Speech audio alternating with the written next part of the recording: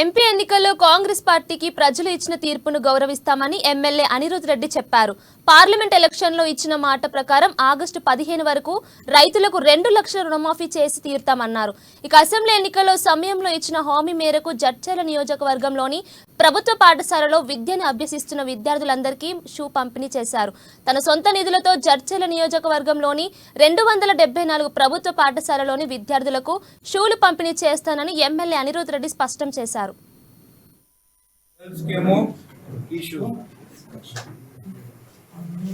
Bata కంపెనీది ఇంకొకటి Paragon company కూడా మాట్లాడుతున్నాను, అంటే షూస్ అందజేయాలని చెప్పేసి. ఇదేమో బాయ్స్ ఫస్ట్ క్లాస్ నుండి 10th క్లాస్ ప్లస్ ఇంటర్ వాళ్ళని కూడా యాడ్ చేసి వాళ్ళకి మన స్పోర్ట్స్ షూస్ 2000 మంది ఉన్నారని చెప్తున్నారు ఇంటర్ స్టూడెంట్స్. వాళ్ళకి ఈ 53,000 మందికి నా తరఫున కానుకగా వాళ్ళ బిడ్డగా నేను ఇది ఇవ్వబోతున్నామని చెప్పి కూడా మీకు తెలియదు.